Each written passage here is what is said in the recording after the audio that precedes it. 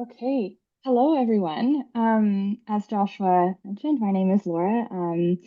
Welcome, and thank you all for being here. I think I'm a little bit gobsmacked at the number of people in this session right now and just registered overall. And I certainly come here today kind of not as an expert in grief, but sharing my own experiences in grief as a registered nurse and healthcare provider. And as well in my interest in research and palliative care, I was kind of able to summarize some themes, trends in the research, and think about some policy gaps and some solutions forward. And I've incorporated some questions to hear from you all throughout, either kind of through the chat, through unmuting and jumping on, although I know that's a little bit harder with such a big group. And then we have a few polls interspersed throughout and opportunities for questions. And then as Joshua mentioned, we'll have an opportunity for questions and answers at the end. Um, I'm calling in today from the ancestral and ceded traditional territories of the Musqueam, Squamish, and Tsleil-Waututh nations in a city that is colonial known as Vancouver. Yeah, again, thank you all for being here. When Joshua and I started kind of thinking about this presentation, and Esther, we can go to the next slide, thanks. Thinking about this presentation and what we wanted to share and kind of starting the conversation about experiencing grief as a healthcare provider. I think we found that there wasn't much research on this topic in general. And then we also didn't hear too many healthcare providers talking about this. And so we want to use this echo and this session today as an opportunity to start the conversation, to think about ways that we can better support each other, the ways our employers can better support us, and broader organizations and policies, and then kind of more interpersonal and personal strategies to support ourselves and each other through grief and identifying kind of current gaps in those supports as well. So I'm speaking from a place of a little bit of research, a lot of curiosity, and some lived experience as a registered nurse as well. And my registered nurse in palliative care started in a palliative care unit in Vancouver. And I'll kind of share a story about how I experienced grief in that setting early on in my career, a little bit later at the end of the presentation. But before we kind of jump into defining professional grief and experiencing grief as a healthcare provider, I just want to have a sense of all 115 people here today and kind of what your clinical area of specialty is. So Esther's going to put up a poll and just kind of have a sense of where people are coming from to us today. So go ahead and answer away here. Okay, I think we can end the poll here and share results. So looks like we have lots of nurses, social workers, allied health providers, some LPN, RPN, counselor, caregivers, administrators, managers. So kind of the whole gamut of the healthcare experience. And yep, I see kind of carried there in the chat. So yeah, thank you all. Great to see so many clinicians here. And there's some names here that I'm so humbled are here and even kind of listening to me today. So again, thank you. So we can go ahead to the next slide and jump into exploring what we mean by professional grief. Because professional grief, the grief we experience as healthcare providers is a little bit different from the grief we might experience from, for example, a personal loss. And that's because professional grief is kind of the emotional load and experience of grief from repeated cumulative loss. And in my experience in palliative and hospice care, this repeated loss was in the form of repeated kind of patient deaths. And so it's that cumulative effect that really causes that kind of term professional grief that we have here, which is a little bit more distinct from personal bereavement, but that can definitely be included in that definition. And one kind of recent study with social workers working in palliative care found that social workers often experienced grief when they were working with families or patients at the end of life as de facto family members. So they were really kind of taking on that experience of grief.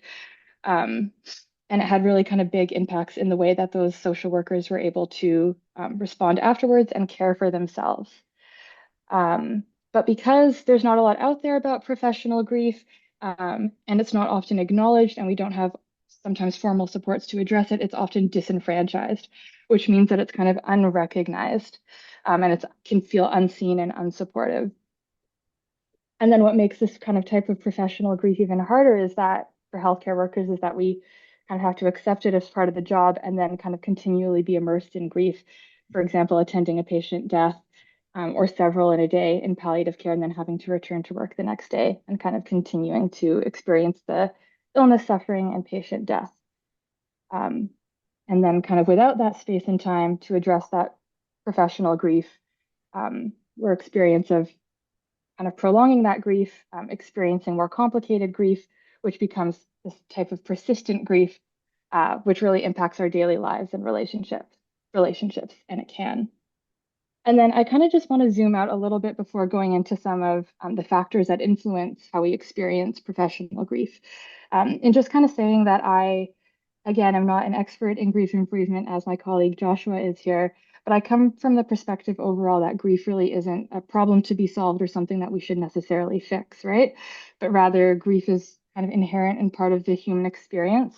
Um, and it's kind of not a pathology, even though we know it is defined in the DSM as can be as a prolonged grief disorder under stressor and trauma related disorders.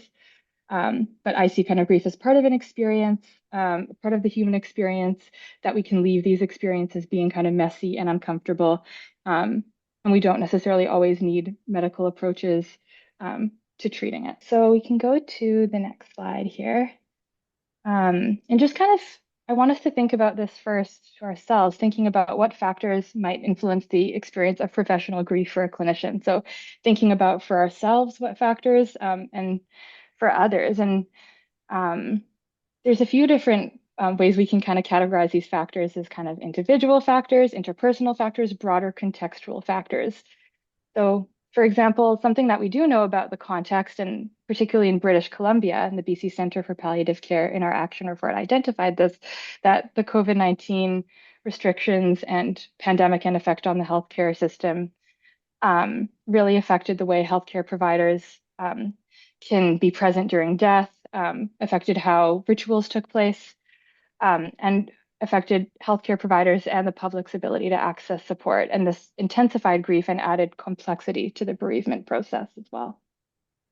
We also know in terms of, for example, individual factors that early career professionals are particularly vulnerable to not having the appropriate supports when they experience grief as a healthcare provider.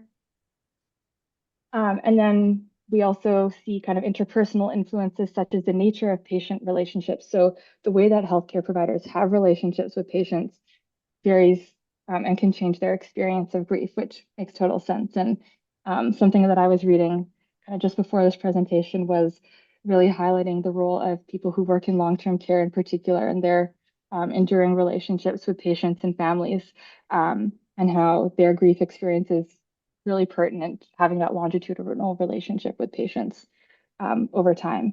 So those are just kind of some factors to think of. I just threw a few out there, but happy to for people to throw out others factors that they think might influence kind of the grief we experience as healthcare providers, for example, from patient deaths into the chat.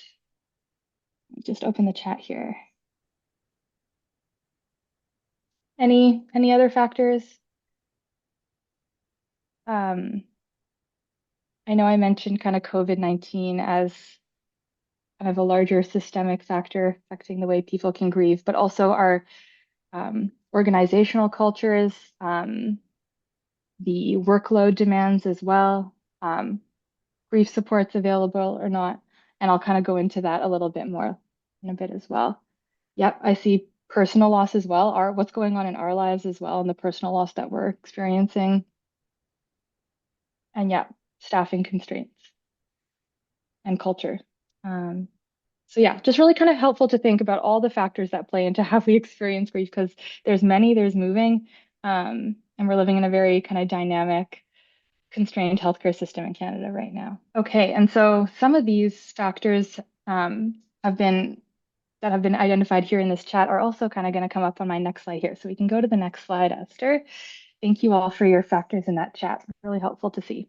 The way that healthcare workers and researchers are currently talking about professional grief and the way that healthcare providers experience grief um, is through the kind of compounding effects of repeated patient deaths and the way that healthcare workers may or may not be able to kind of cope after a patient death. And often this comes up in the form of nurses and social workers expressing tension on having a patient death, but then having to kind of move on to the next task right away. And I don't know how many of us here in this virtual space have had that experience as clinicians where we've had a difficult conversation or experience or supported a difficult death or grief of a family member, and then kind of had to rush off to the next task that we've had to do without having that opportunity to debrief and check in with ourselves. And so that's kind of a common experience of this professional grief of having to kind of common experiences of professional grief identified are what we would expect, right? Some sadness, relief sometimes, guilt, numbness. And this numbness was often kind of tied into the fact that people had to go on with their day while they're feeling this grief and continue to complete additional tasks. Um, and then most kind of frontline staff resort to informal coping strategies that we know of at least to cope with their grief. And these can be quick conversations in the break room, um, moment of silence kind of in the car before heading home, calling a friend on the phone, on the unit you work with or whatnot. And while these moments are great, and personally, as I'll speak to in a little bit, these informal strategies have helped me greatly. We can't kind of rely on them and for everyone. And the literature kind of is clear that unstructured ad hoc coping can't provide the same protective benefits as structured debrief, facilitated peer support, or access to, for example, grief counseling. And then we also know that relying on these informal supports can cause equity gaps where not everyone might have someone that they can call. People who work in more isolated shifts with more different times have less access to those kinds of formal structured supports if we don't kind of take that equity piece into account. Um, and then there's also kind of no standardized tools for measuring grief for healthcare providers. And the existing tools that we do have kind of aren't the most clear and kind of have discrepancies in how they're quantitatively and qualitatively evaluated. So professional grief and how healthcare providers experience it in Canada and BC, in palliative care in particular, still is a little bit of mystery for us, and we're getting better at ways that we think about measuring it. Okay, so we can, I think, go into our next poll, which is just thinking about I've explored kind of what the literature says on how healthcare care providers experiencing grief in some ways, but now I just want us to take a moment to reflect on how grief kind of shows up for us. And so this isn't the type of poll that you can fill in on Zoom, and so I just want people to self-reflect or just kind of fill into the chat with any words that kind of come up when you think about how um, you've experienced grief as a healthcare provider. I also recognize that this is a personal, sensitive topic, so you can totally just keep this exercise um, personal and reflective. That's totally fine, but just kind of thinking into that, how does that show up for us, whether it's um, feeling numb, um, calling friends more after difficult shifts or whatnot. Isolating, heaviness, I'm seeing in the chat here. And these are really kind of resonating for me too. Fatigue. Yeah. And I know the fatigue for me has shown up more in a little bit more compassion fatigue, especially. So maybe even less physical exhaustion, but ability to be emotionally present with people while I'm kind of trying to process a grief as well. Yeah. And we're going to go into a little bit how these feelings can impact the quality of care that we deliver to patients as well, a little bit later on. I like the strong desire to advocate comment in here as well, that that kind of feeling fuels us further to advocate. Thanks for sharing that. All this to say, and Esther, we can go to the next slide, that we all experience grief differently based on a variety of factors, and that it's really hard for healthcare providers to process, experience grief while supporting so many others in grief and in serious illness and kind of process it ourselves is essentially what I'm trying to highlight. And that it comes out in different forms and not all grief experiences are necessarily negative either with patients. And Sometimes it can offer us an opportunity to engage in advocacy, as one of us mentioned, acknowledge our own feelings, and offer ourselves self-compassion. I see self-kindness in here as well. Okay, so happy to kind of jump into the next slide, Esther, about the policy gap. So as I've been mentioning, there's kind of informal and more formal ways that we can cope with grief as healthcare providers. Um, And kind of what's missing more nationally and broadly in terms of policies and frameworks is kind of an action plan that acknowledges the importance of supporting caregivers and providers and kind of a cohesive policy at the provincial or federal level that specifically addresses professional grief among frontline clinicians, and specifically for people who work in palliative care who are exposed to repeated patient deaths and loss.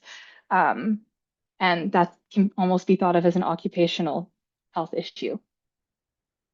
So when we think of what leaves and supports are available, um, most kind of bereavement leave is designed specifically for personal loss in our employment policies, rather than the repeated exposure to death in professional practice, and leave for that type of bereavement and loss. And so kind of the slide is all to say that we know that this type of grief is out there, people experience it, and people do need access to formal supports and time to access those formal supports. And yet most kind of current bereavement policies at healthcare organizations, at least in British Columbia, don't include bereavement leave for the loss we experience as healthcare providers and just kind of for personal.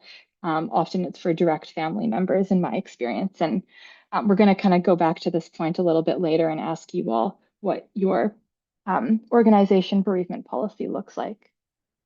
But before we jump into that, just kind of want to go to the next slide and talk about um, why this matters. Obviously, um, it matters for healthcare providers who experience this grief and don't have and are suffering without the language to support it, without adequate ways to kind of measure it, and without formal supports and policies as well. And we know that um, higher grief burden leads to higher turnover, which does not promote great organizational cultures at all times. Um, and we also know that when grief goes kind of unacknowledged and disenfranchised, like I mentioned, that can also affect patient care beyond kind of that workforce stability that I mentioned. And this is because when we report feelings, like many were in the chat, of isolation, fatigue, compassion fatigue, withdrawal, we're less able to engage and be emotionally present with our patients and provide that really good quality care. Even though I know many of us here are incredible at doing kind of despite experiencing feelings of overwhelm and grief too. But without those kind of structures and acknowledgement in place, we're at risk of making more errors for decision making and kind of overall reduced quality of care for our patients and families that we strive so hard to provide for and do a good job of. And so kind of ultimately what I'm trying to tie this to is that addressing professional grief and having more formal policies and supports for it is really promoting a culture of safety in our workplaces, as well. And so kind of coming from it at the angle of an occupational health and safety issue as well. Oh, and thank you, Marnie, for um, adding this article here about organization support, employee engagement through grief. So thanks for adding that in there. Really helpful to see. Yeah, so all this to say that professional grief can affect the workforce, um, our performance, and ability to perform our clinical professional duties, and then potentially how we can kind of manage safety issues as well. So we can jump to the next slide. So in 2021, kind of off the heels of COVID-19, the BC Centre for Palliative Care engaged with knowledge users in identifying the priority actions to address the needs of bereaved peoples. And Joshua did a lot of work on this, far more than me. But some priority areas were identified in this action plan for grief and bereavement for the next little bit. And um, these kind of priorities are how this echo came to be, and how hopefully lots of future and projects and work will come to be in exploring this phenomena and finding ways to better support us through it. But these priorities that were identified were enhancing grief and bereavement literacy for healthcare professionals and enhancing grief and bereavement supports.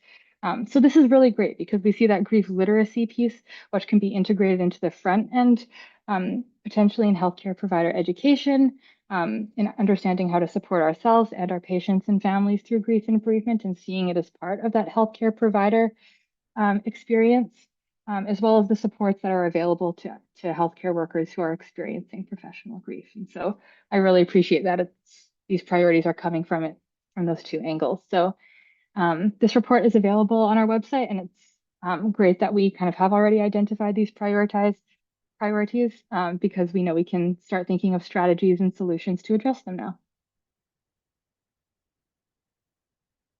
Um, so now we're just going to take some time to kind of go back to kind of more of the narrative, personal side of grief as a healthcare worker. And so I kind of want to take us all a moment to just kind of go back and reflect and think about if there's a patient loss or death and moment that has kind of stayed with you. And I think there's probably multiple and dozens, many for people here that have stayed with us. But I just kind of want us to all think and reflect on one in particular. And Esther, we can jump to the next slide. And just kind of thinking of that experience, um, I want us to think about what makes that experience stand out in particular.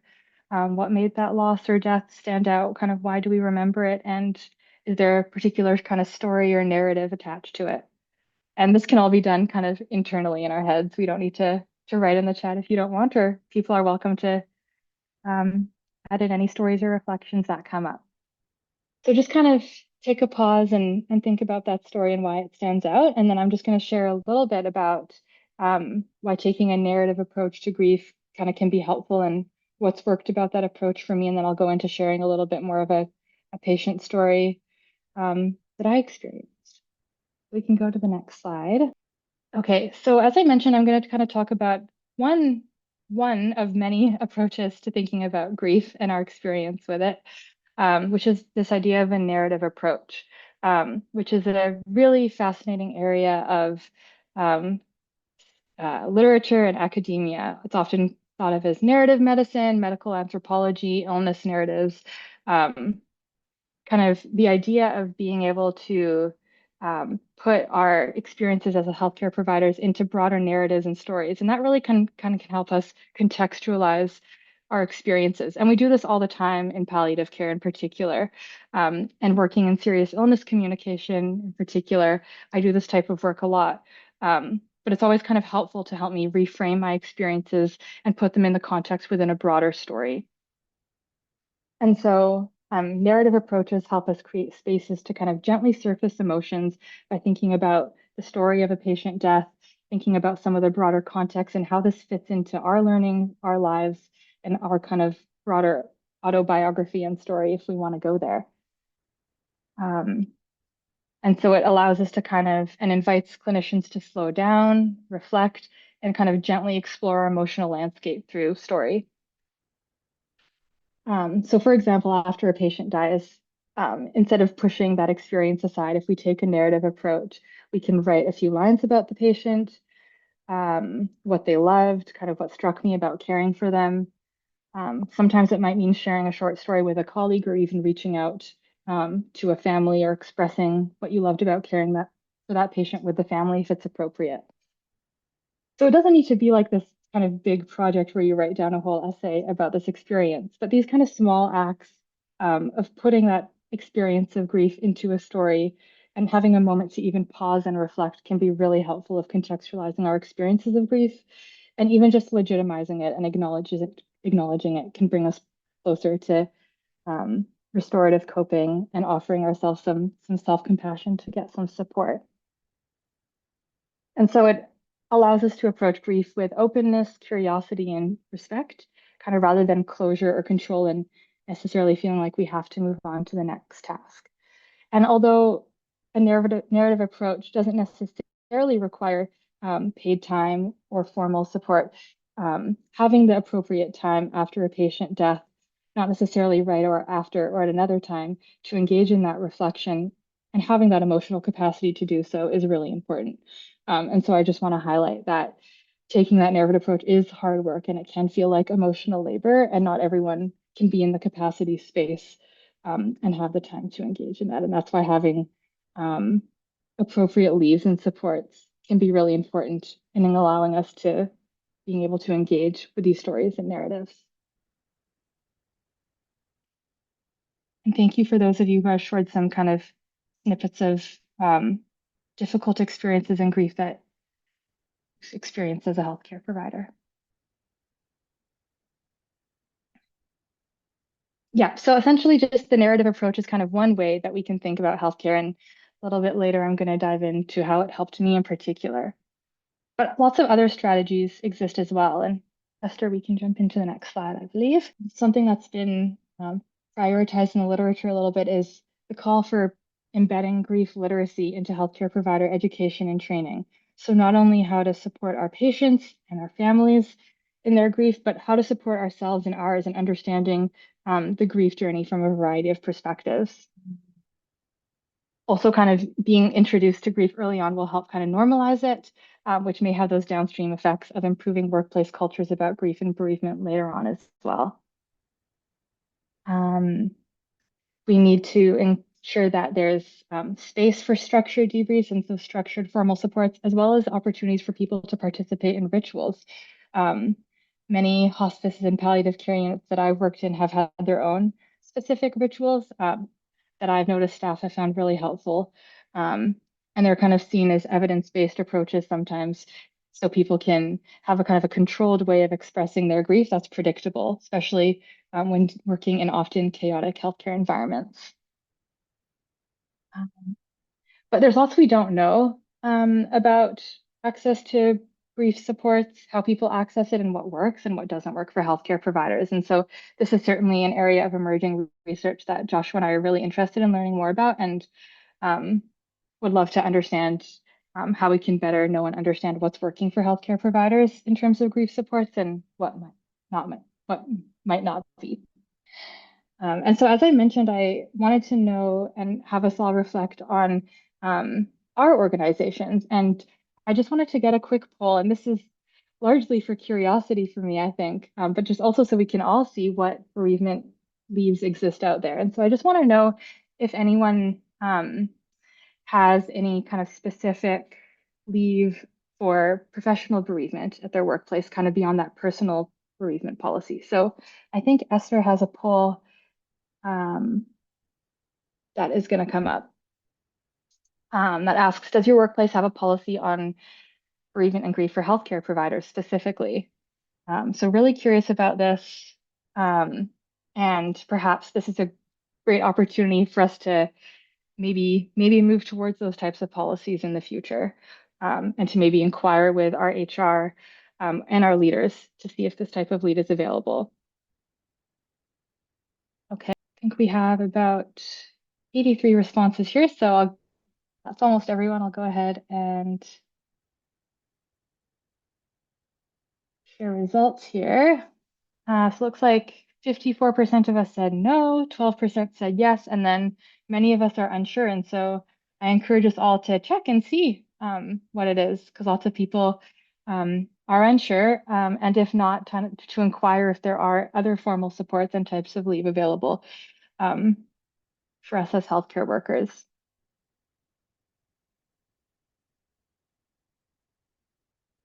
Thanks, Marnie, for your comment there about looking for kind of future partnerships. Okay. So I think we can go to the last slide here. Thank you all for bearing with me here. Um, so I wanted to end with one of my favorite um, quotes by Rumi. It says, "A story is like water that you heat for your bath. It takes messages between the fire and your skin. It lets them meet and it cleans you." Um, I love this poem, and I'll explain a little why I think it kind of pertains to grief in particular. Um, But when I was a fairly new nurse starting in a palliative care unit in downtown Vancouver.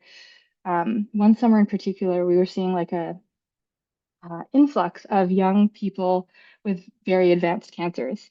And it was quite distressing for me as a relatively new young nurse, and I think for our whole unit to witness so many complicated deaths of advanced cancer. And this was my first experience as a nurse working in an environment where there's kind of repeated cumulative deaths in a row as well. And I was on this night shift, and I was caring for a patient with stage 4 lung cancer. It was a recent diagnosis, and it was stemmed from an occupational hazard in which he was working in. And it was really devastating. This patient had a wife and a young 4-month-old baby, um, and he was declining really quickly. And around kind of 4 a.m., I think, in my night shift, when I'm maybe the most groggy, he started to decompensate and go into respiratory distress. And this was, of course, at the exact same time that his wife needed to go down to the parking because we're in downtown Vancouver and kind of renew or move her car with her baby. And so I was kind of managing this situation with not many staff on the unit, managing the symptoms and trying to manage the respiratory stress, also dealing with my own stress and grief that this patient is dying really quickly without his family right here. And it was a really intense experience. Ultimately, we were able to manage his symptoms, and he was able to kind of regain consciousness a little bit later on to be able to say goodbye to his wife and his kid and his child. But it was a really heartbreaking situation, and kind of was one of my first experiences of major loss that I felt really deeply um, on the palliative care unit. And at first, after that patient death, I just kind of wanted to move on, and I went on to the next task and kept myself really busy. Um, but over time, I learned kind of better ways to cope. I leaned on my colleagues.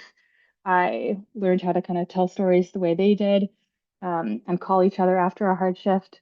I started to write a little bit, and I joined a community of practice that was working on narrative medicine at the time.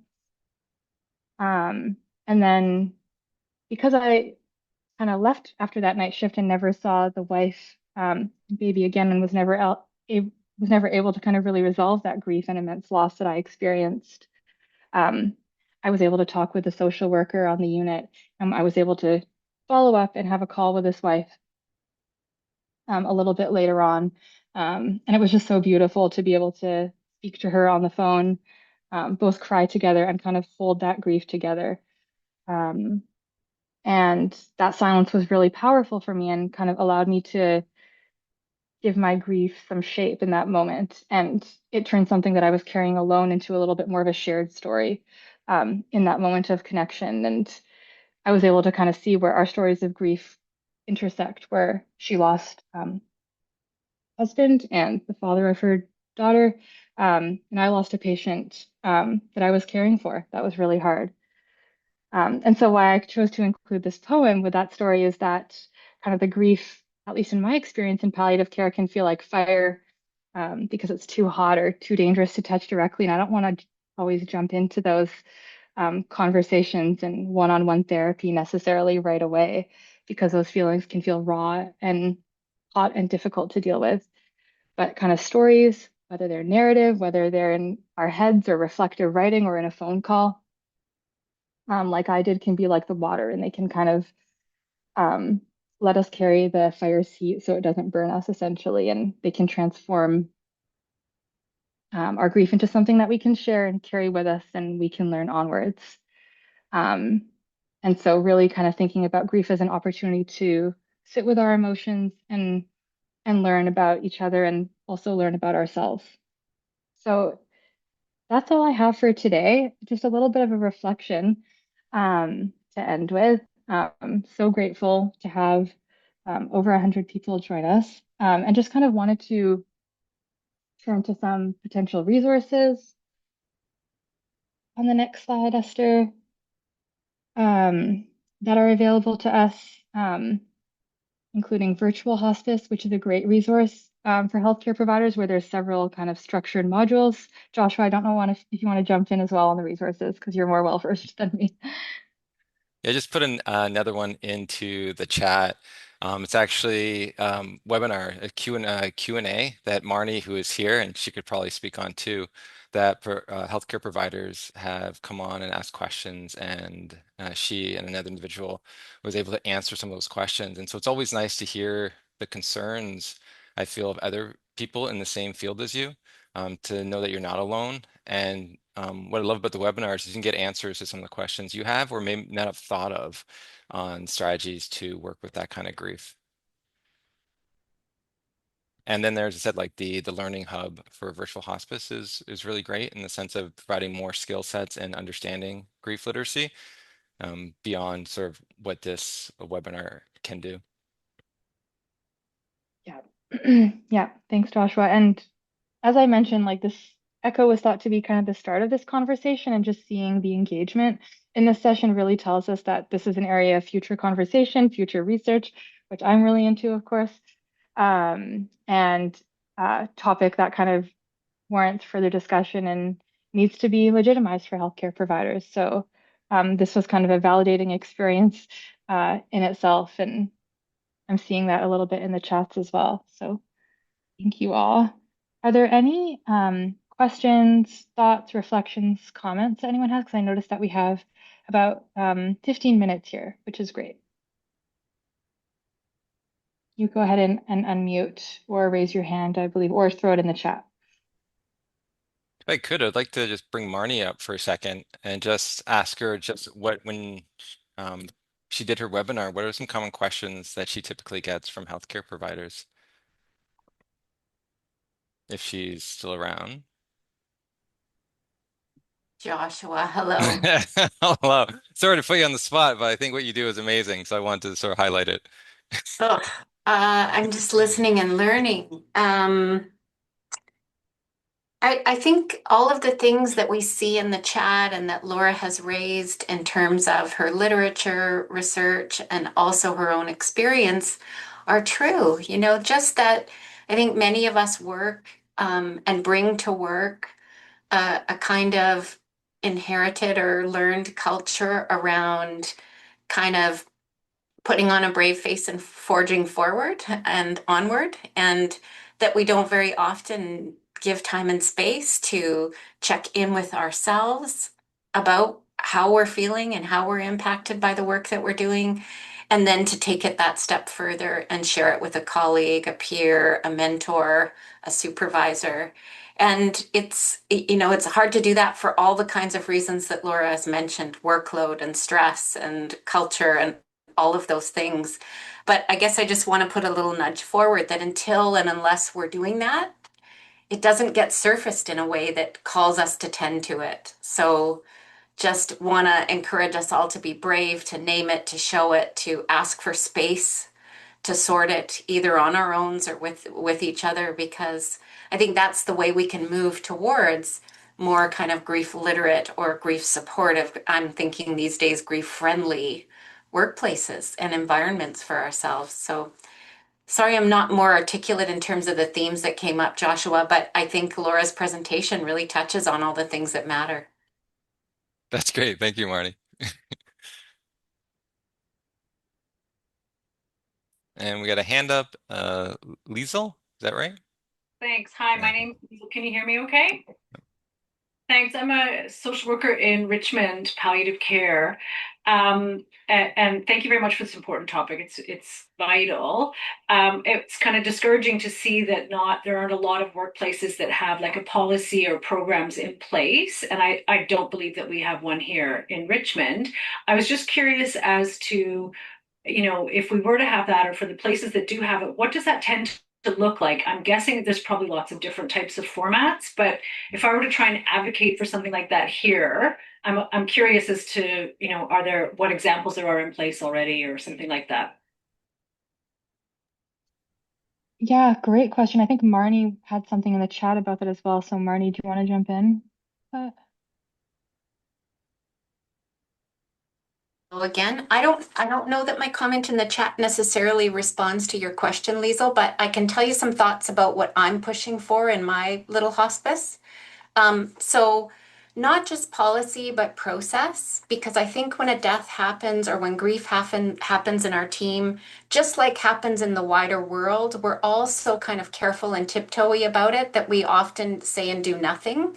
So, kind of wanting to put in place a process around how do we identify and recognize a need? How do we respond to it as an organization? Some of the things I'm thinking about are like having a package of resources available when a loss and grief happens, having a point person to reach out and connect with a person going through something to say, hey, we see you, we notice you. What might you need? And to have that kind of dialogue with the person intentionally. I'm suggesting in our hospice that yes, people get 3 days bereavement leave, but why not take some leadership in the country and offer something bigger than that? Like, why is it just 3 days? It's ridiculous. And also some flexibility. Like, people don't necessarily need 3 days in a row. Maybe they need a day on the anniversary of a death or the birthday or because something just came up where another patient came along that had a very similar story as to the one that really that we felt that kind of sunk into us. So some flexibility, some responsiveness, some ready resources, and a real intention within the organization to normalize that grief is going to happen. It's going to happen in relation to the work that we do.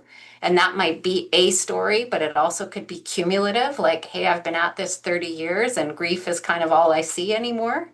Um, but also reflecting things in our own lives. And I mean, I don't know that this fits the topic of the conversation, Laura and Joshua, but I think also recognizing grief broadly, like when illness is happening in our personal lives or our families, and how that raises grief, when transitions are happening in families, that's a grief triggering or a grief responding kind of moment. So, wanting to expand our view, wanting to have a more comprehensive approach, and most of all, normalize that this is our landscape. This is what we do, and let's step forward into it in a kind of courageous and normalizing way.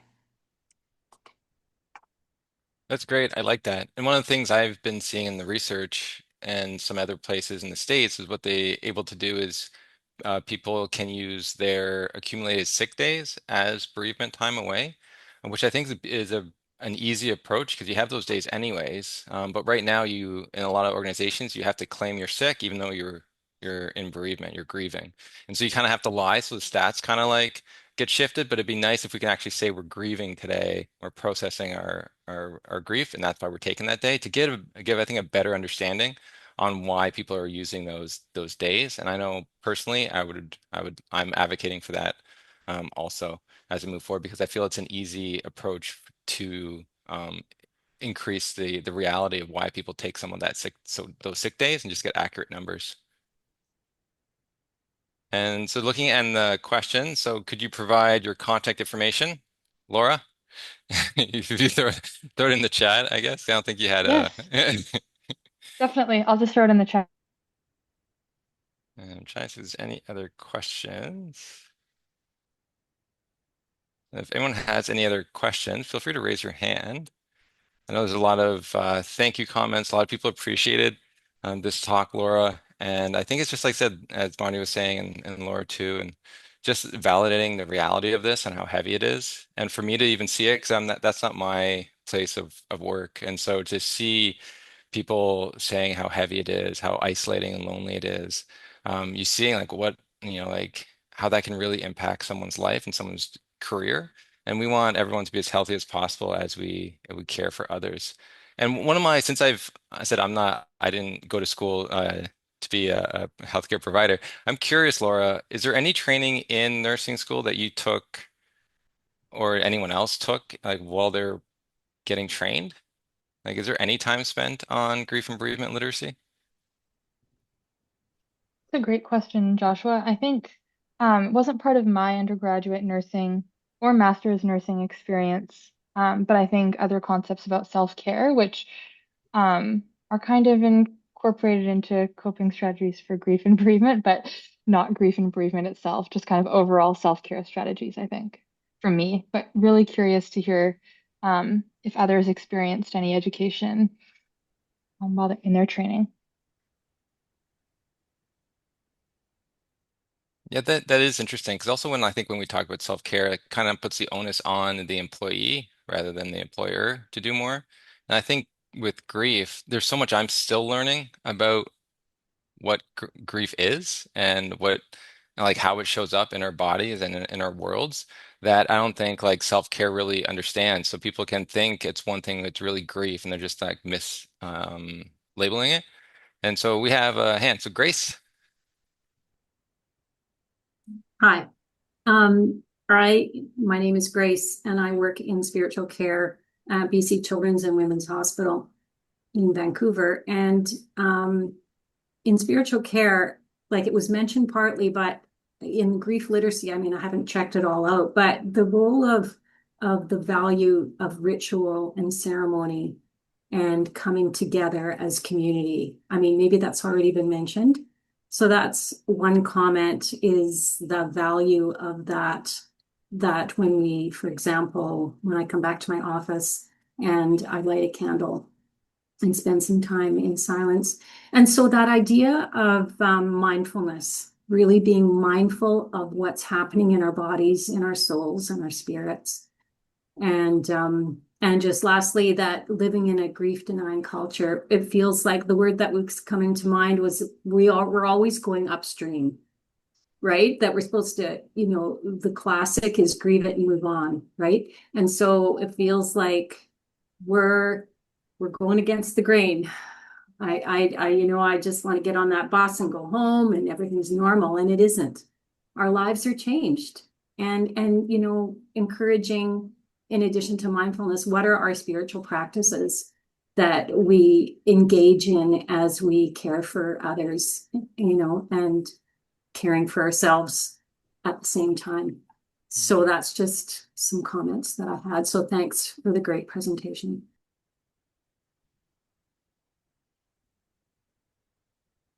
That's great. And I have my question for you, Laura. I'm not sure one of the things on your journey, because I really like to focus on people's personal journeys and some of these talks. And so when looking at that first journey of yours, was it like how did you connect with the family? Because I would think that there in some cases that is frowned upon or people aren't allowed to or the family doesn't want to connect. I'm not, could you, or if you've heard about that moving forward, like how regular that is to have those moments? Because I can see it is therapeutic for for you on your Totally. journey, but like not, I don't think everyone maybe gets the opportunity or knows they can have that opportunity. Yeah, totally. Thanks, Joshua. I didn't know it was an opportunity until I had a discussion about it with the social worker who kind of had been in touch with that family and supporting their grief um, after the death of the patient. And so that social worker had kind of been in touch providing some bereavement supports. And so they invited me into kind of one of their planned check-ins for a little bit. And so you're right that I think sometimes what would be therapeutic for me might not be therapeutic for a grieving family member. And so that's always important to take that into context, and which is why that was facilitated by a social worker. Um, so it wasn't kind of me analyzing that decision alone. And I would say, I think sometimes it's very appropriate to make contact with a family and share, and sometimes it's really not. And that needs to kind of be a discussion with based on the context, the care team, and obviously respecting your standard of kind of client patient boundaries as well within our professional standards. Okay, that's great. There's a lot of comments in this chat. I appreciate everyone for sharing. I feel like I'm missing maybe some questions within this. I don't know if you want to take one. Here's one. What is the idea about experiencing with the client that's actively dying? Example, crying with the patient family before the death happens. How do managers say that this was inappropriate because then the client was supporting the healthcare provider that is crying? Any thoughts on that, Laura? Oh, So you there, experiencing what? Hmm. Yeah, I think it's really hard to say what's inappropriate and appropriate when you don't have the exact context. But I think like more broadly, I think philosophy that I've learned is that it is okay to cry as a healthcare provider, and that's not inappropriate at all. It's a very appropriate, normal response. But then also kind of maintaining our professional standards as well and that therapeutic relationship. And so I can imagine, and sometimes um, showing that you're, feeling lost or showing your emotion is appropriate, and then might others it might be less. So it's a tricky one to analyze from afar here, I think. Marnie, do you have any comments on this one? Just building on what Laura was saying, I think sometimes it can be really validating for people to see that we feel too and that their feelings matter, that we're touched as human beings. The line for me always is to pay attention to kind of the bigness of the energy of our experience of what's going on from their experience. So you don't want people to be in a place where they feel like they have to caretake you because your grief and your emotion or your experience of this is more central or bigger than theirs. So that's what I pay attention to. I think tears trickling down a cheek or taking a breath or being touched is just humanity, and I think can be very kind of trust and intimacy building and just real. But you want to make sure not to overwhelm the people with your own experience, maintaining that professional role. That's great. Thank you for that. And I think yeah, a lot of people probably had that question. So I kind of wanted to sort of get another opinion on it too, because it is difficult. And that if you don't have training on this, like how do you know what's appropriate and what's not? And so hopefully people can take that with them. So thank you again, Laura. And for everyone who wrote in the chat, it was amazing to see so many people engaged and all those who shared today too. So thank you for being here. And so before we end, I just want to sort of make sure that everyone enjoyed the session. If you have any additional questions, I know a lot was shared. Feel free to message Laura. We got her information there, or feel free to message myself. And then you'll be asked to complete a short survey when you close up the Zoom. So if you could do that, that'd be appreciated. And so registration for our next series is titled Grief in Systematically Oppressed Communities, Building Compassionate Relationships as a First Step. And so that is going to be scheduled for September 23rd at this time, and there should be, Esther's going to put the link in the chat. And then to be notified of any other sessions in the series, you can subscribe to the BC Center for Palliative Care newsletter. And our aim is to have this presentation recording and all the notes sent to you in the next 7 business days. So if you have friends or colleagues that you feel that this would be important for them to listen to and validate their grief, we encourage you to share it with them. So thank you again for everyone for just being here today and doing the work you're doing, because you're here because you're experiencing grief, and that means your heart's open, and that's a beautiful thing. So thank you for all that you do.